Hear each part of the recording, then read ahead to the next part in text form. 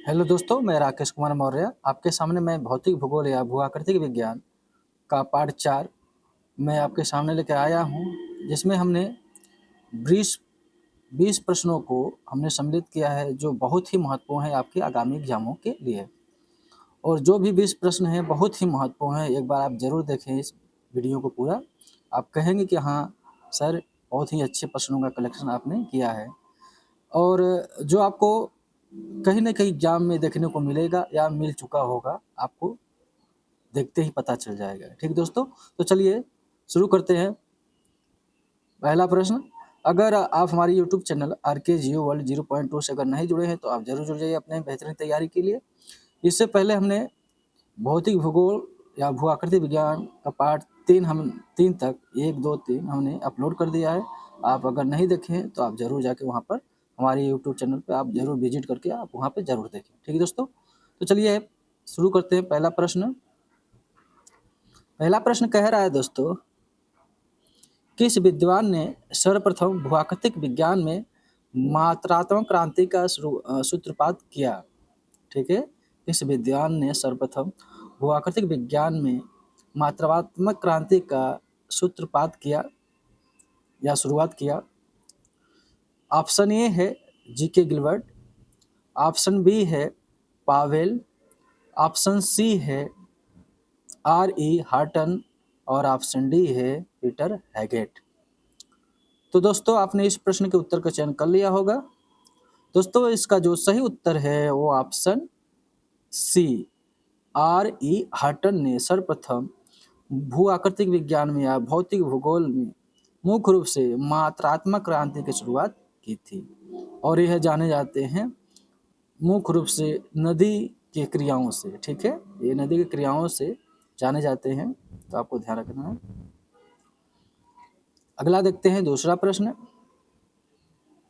दूसरा प्रश्न कह रहा है दोस्तों, एल.सी. किंग ने निम्न से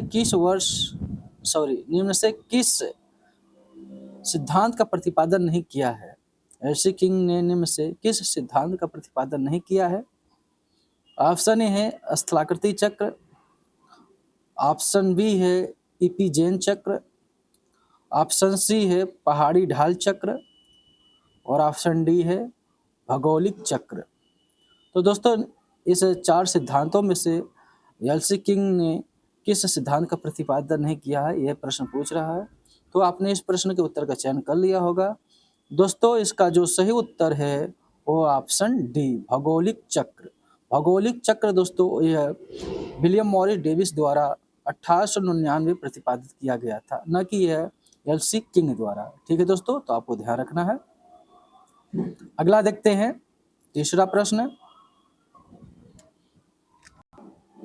तीसरा प्रश्न कह रहा है दोस्तों, यह किस विद्वान का मत है कि वर्तमान समय में जो भूगर्भिक प्रक्रम तथा नियम कार्यरत हैं वे ही समस्त भूगर्भिक इतिहास में कार्यरत थे, परंतु उनकी सक्रियता में अंतर था? बहुत ही महत्वपूर्ण प्रश्न है।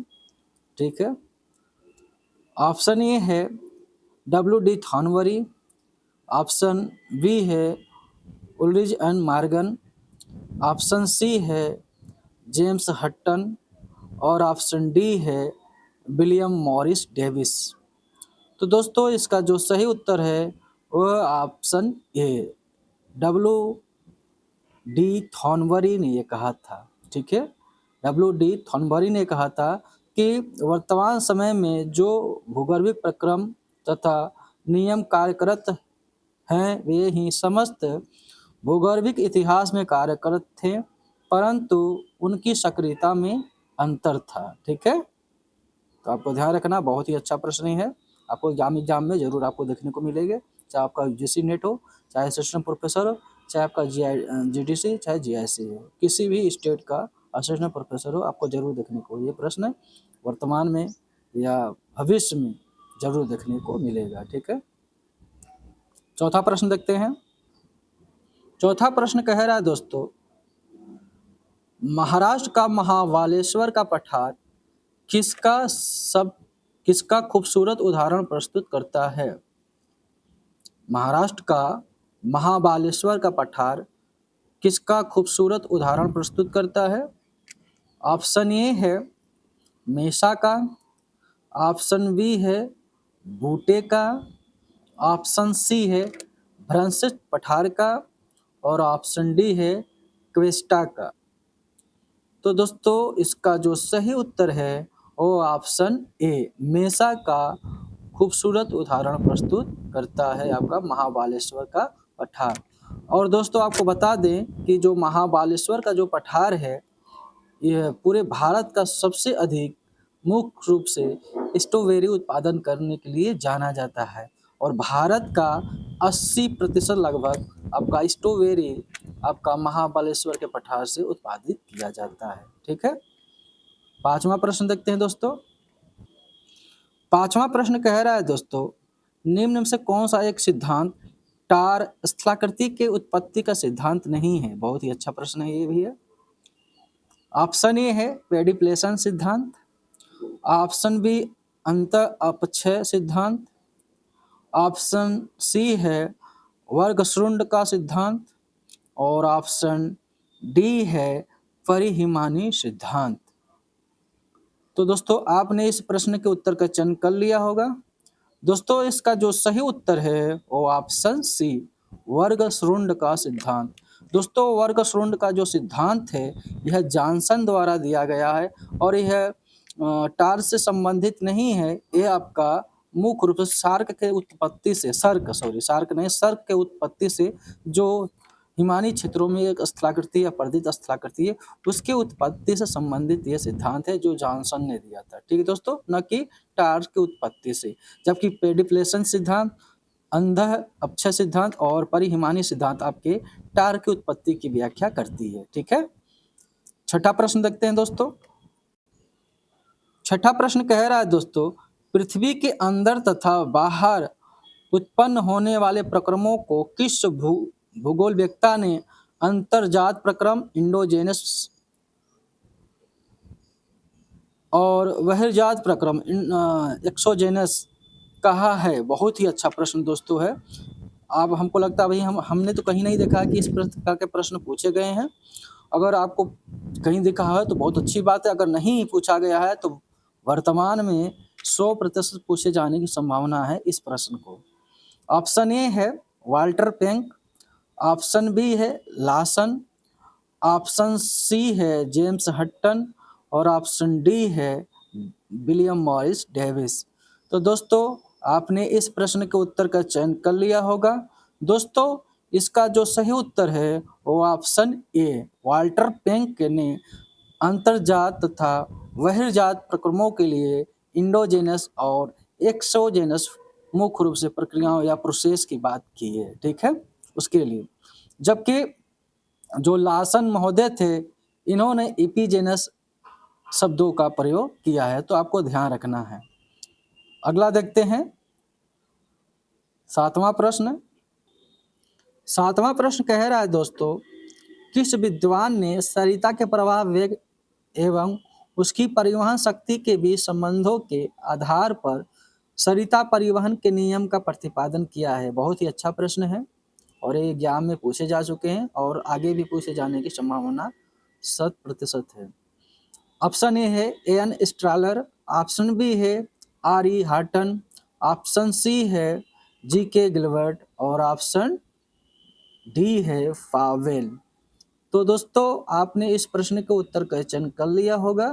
दोस्तों इसका जो सही उत्तर है वो ऑप्शन सी जी के गिलबर्ट ने मुख्य रूप से सरिता से संबंधित सरिता परिवहन के नियम का प्रतिपादन किया गया है और इसी को कहा जाता है सरिता का छठी शक्ति का नियम। ठीक है, जिन्होंने बताया था कि अगर नदी के वेग को 2 गुना कर दिया जाए तो नदी का परिवहन क्षमता जो होगी वह 64 गुना हो जाएगी। इन्होंने ही प्रतिपादन किया था। ठीक है, तो आठवां प्रश्न देखते हैं।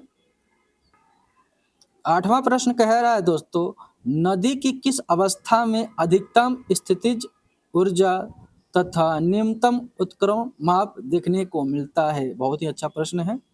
ऑप्शन ए है तरुणावस्था में, ऑप्शन बी है प्रौढ़ावस्था में, ऑप्शन सी है वृद्धावस्था में और ऑप्शन डी है उपरोक्त सभी में। तो दोस्तों आपने इस प्रश्न के उत्तर का चयन कर लिया होगा। दोस्तों इसका जो सही उत्तर है वो ऑप्शन बी प्रौढ़ावस्था में देखने को मिलता है। 9वां प्रश्न देखते हैं दोस्तों। 9वां प्रश्न कह रहा है दोस्तों, विलियम मॉरिस डेविस ने अपने भौगोलिक चक्र का सिद्धांत किस प्रकार के जलवायु की नदियों के लिए के आधार दिया है। ठीक है, नदियों के आधार दिया है। विलियम मॉरिस डेविस ने अपने भौगोलिक चक्र का सिद्धांत किस प्रकार के जलवायु के नदियों के आधार दिया है। ठीक है, ऑप्शन ए है उष्णकटिबंधीय नदियों के आधार पर दिया है। यहाँ पे एक शब्द छूट गया, आधार पर दिया है। ऑप्शन बी है उष्ण आर्द्र कटिबंधीय नदियों के आधार पर। ऑप्शन सी है शीत कटिबंधीय नदियों के आधार पर। और ऑप्शन डी है आर्द्र शीतोष्ण कटिबंधीय नदियों के आधार पर। ठीक है, तो दोस्तों आपने इस प्रश्न के उत्तर का चयन कर लिया होगा। दोस्तों इसका जो सही उत्तर है वो ऑप्शन डी आर्द्र शीतोष्ण कटिबंधीय नदियों के आधार पर इन्होंने दिया है। ठीक है, तो आपको ध्यान रखना है कि जो विलियम मॉरिस डेविस का जो भौगोलिक चक्र है यह शीतार्द्र कटिबंधीय जो नदियां हैं उनके आधारों पर इन्होंने मुख्य रूप से अपना सिद्धांत दिया था, भौगोलिक चक्र। ठीक है, आपको ध्यान रखना है। 10वां प्रश्न देखते हैं। 10वां प्रश्न कह रहा है दोस्तों, किस भूगोलवेत्ता ने उत्तरी अमेरिका को भौमिकीय इतिहास की समरूपता एवं कालानुक्रम एवं संरचनात्मक भौमिकी के आधार पर बृहद भूआकृतिक प्रदेशों फिजियोग्राफिक रीजन्स में विभाजित किया है। ऑप्शन ए है जीके गिलबर्ट, ऑप्शन बी है एएम फेनमैन, ऑप्शन सी है विलियम मॉरिस डेविस और ऑप्शन डी है पावेल। तो दोस्तों इसका जो सही उत्तर है वो ऑप्शन बी एएम फेनमैन ने मुख्य रूप से उत्तरी अमेरिका को भौमिकीय इतिहास की समरूपता एवं कालानुक्रम एवं संरचनात्मक भौमिकी के आधार पर बृहद भौमिकी प्रदेशों जिसको फिजियोग्राफिक रीजन्स में विभक्त किया है। ठीक है, तो आपको ध्यान रखना है। दोस्तों आप अगर हमारे YouTube चैनल RK जियो वर्ल्ड 0.2 से अगर नहीं जुड़े हैं तो जरूर जुड़ जाइएगा और अपनी तैयारी को बेहतरीन बनाइए। इसी तरह से मैं अच्छे प्रश्नों को आपके सामने लाऊंगा जो आपके आगामी एग्जाम के लिए बहुत ही महत्वपूर्ण होंगे। और आपके क्योंकि जो आयोग है जरूरी नहीं कि बार बार जो प्रश्न आए उसी को रिपीट करे, क्योंकि कुछ ऐसे प्रश्न भी लाता है जो अच्छे बच्चे पढ़े होंगे, जो परीक्षार्थी पढ़े होंगे वही उसको कर पाएंगे, अन्यथा नहीं कर पाएंगे। और यही 1-2 प्रश्नों से जो परीक्षार्थी होते हैं वह परीक्षाओं से बाहर हो जाते हैं, वो फेल हो जाते हैं और परीक्षा क्रैक नहीं कर पाते हैं। तो जो अच्छे परीक्षार्थी होते हैं वो अच्छे बुकों का अध्ययन करते हैं, जिसके आधार पर वह अच्छे परीक्षाओं को भी वह करेक्ट कर जाते हैं। ठीक है, तो आप हमारी यूट्यूब चैनल से जरूर जुड़े। और हमारा जो प्रश्न होता है किसी एक बुक से नहीं होता है, जैसे कि हमारे पास जो भौतिक भूगोल है या भूआकृतिक विज्ञान है 3-4 लेखकों का है, जिसमें समिंदर सिंह है, BC जाट सर हैं, पी दयाल सर हैं, गुप्ता सर हैं, उनकी बुक है जो अच्छी मानी जाती है, बहुत ही स्टैंडर्ड बुक है, वहाँ से हमने इन प्रश्नों को कलेक्ट किया है। ठीक है दोस्तों, 11वां प्रश्न देखते हैं।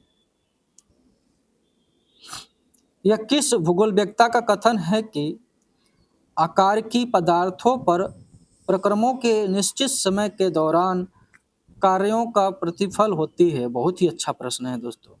यह किस भूगोलवेत्ता का कथन है कि आकारिकी पदार्थों पर प्रक्रमों के निश्चित समय के दौरान कार्यों का प्रतिफल होती है। ऑप्शन है जेम्स हटन, ऑप्शन बी है समिंदर सिंह, ऑप्शन सी है JK ग्रेगरी और ऑप्शन डी है GK गिलबर्ट। तो दोस्तों इसका जो सही उत्तर है वो ऑप्शन सी JK नहीं KJ ग्रेगरी। ठीक है दोस्तों, इन्होंने जो भूआकृतिक समीकरण दिया था उसी की बात कर रहा है। ठीक है, उसी की बात कर रहा है जो समीकरण उन्होंने दिया था। तो आकार की पदार्थों पर प्रक्रमों के निश्चित समय के दौरान कार्यों का प्रतिफल होता है, इन्होंने कहा था और इसका एक सूत्र भी दिया है। ठीक है, तो आपको ध्यान रखना है। अगला देखते हैं 12वां प्रश्न। किस विद्वान ने स्थल रूपों में विविधता के आधार पर भूपटल की स्थलाकृतियों को प्रमुख प्रकारों में व्यक्त किया है? ठीक है, ऑप्शन ए है 5 प्रमुख प्रकारों में व्यक्त किया है। ऑप्शन ए है हार्वर्ग, ऑप्शन बी है एलसी किंग, ऑप्शन सी है पेंक और ऑप्शन डी है डेविस। तो दोस्तों आपने इस प्रश्न के उत्तर का चयन कर लिया होगा।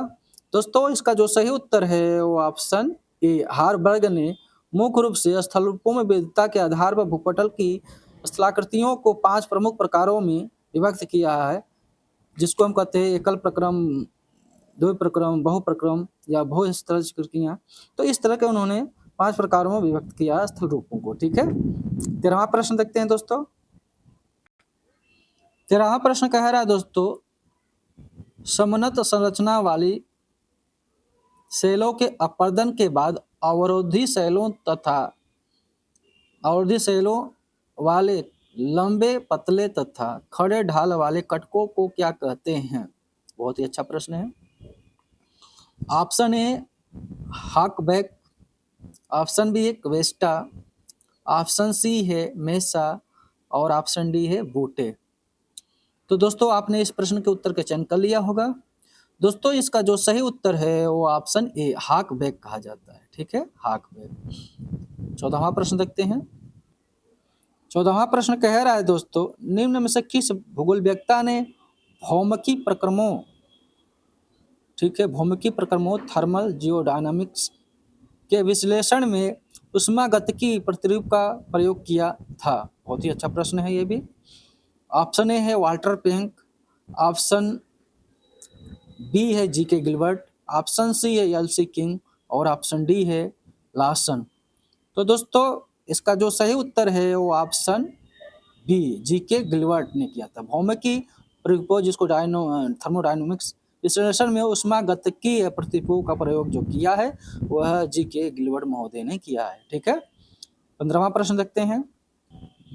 15वां प्रश्न कह रहा है दोस्तों, विलियम मॉरिस डेविस ने भौगोलिक चक्र का प्रतिपादन किस वर्ष किया था? अगर दोस्तों आप हमारे वीडियो को सही से देखे होंगे, अगर हमारे लेक्चर को भी इसमें सुने होंगे, तो इसी प्रश्न पर, इसी जो टेस्ट सीरीज चल रहा है इसमें ही हमने इस प्रश्न के उत्तर को हमने बता दिया था। अगर आप हमारे बातों को ध्यान से सुने होंगे तो ऑप्शन ए है 1896, ऑप्शन बी 1897, ऑप्शन सी 1898 और ऑप्शन डी 1899।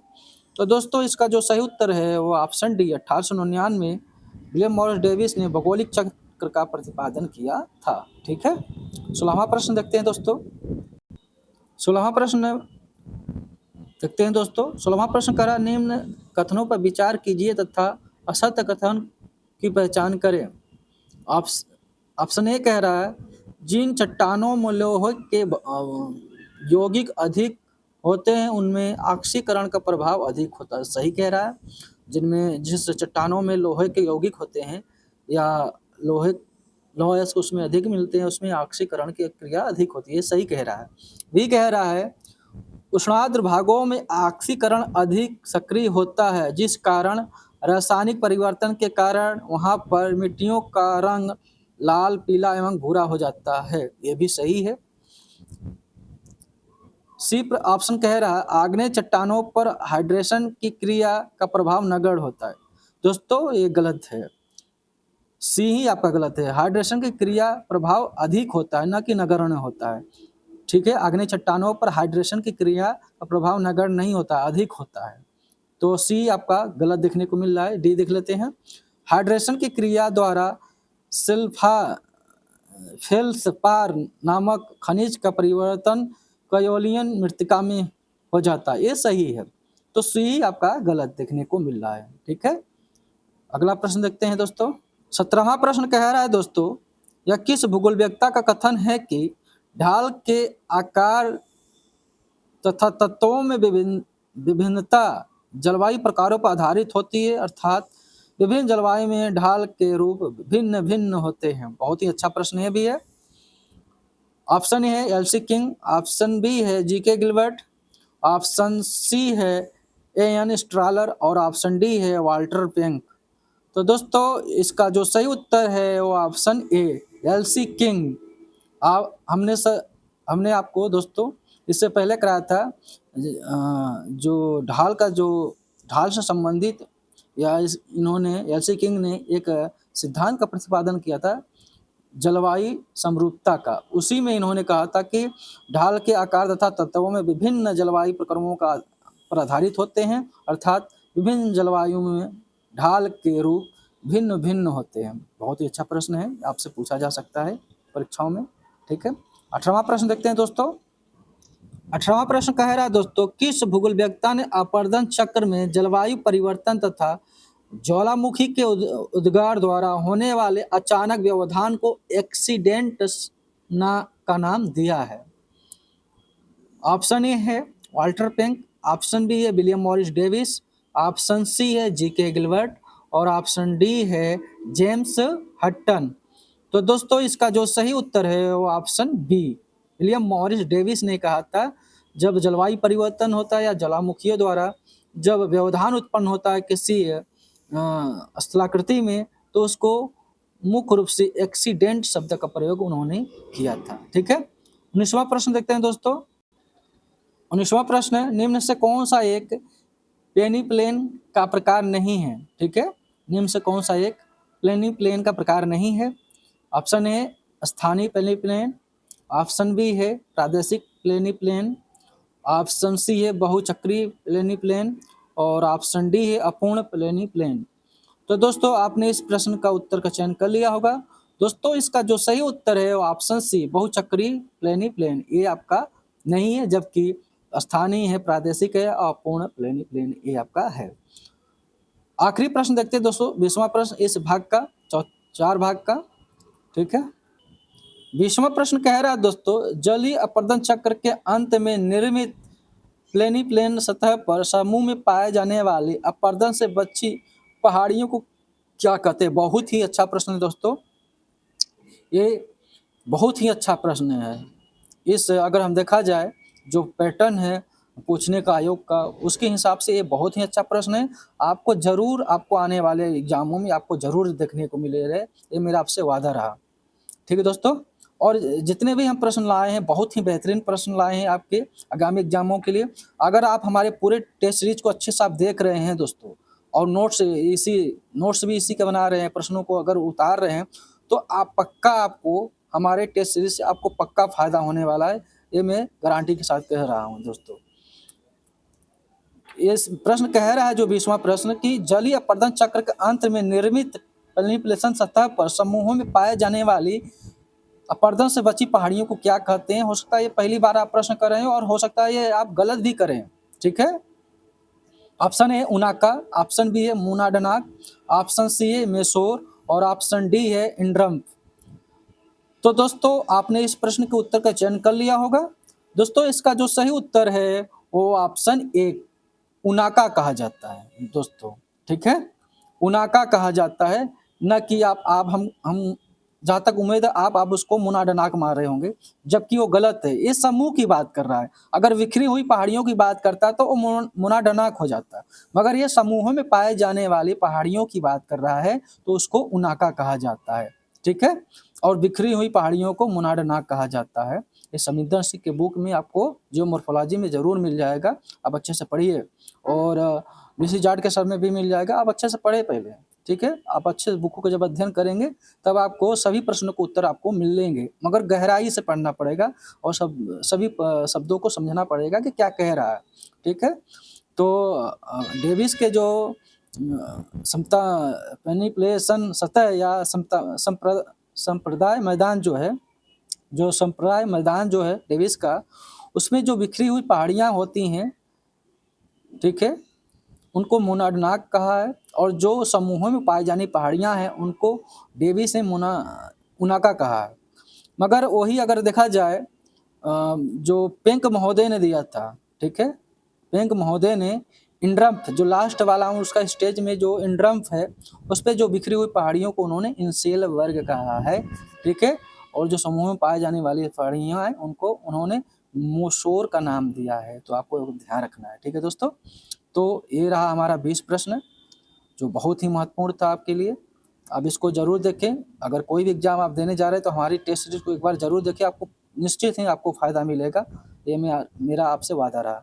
आपसे कोई भी सुविधा भुगतान नहीं लिया जा रहा है। मैं फ्री में पढ़ा रहा हूँ कि आप भी एक अच्छे योग्य टीचर बनें और आपकी मेहनत आपको रंग लाए, ठीक है दोस्तों।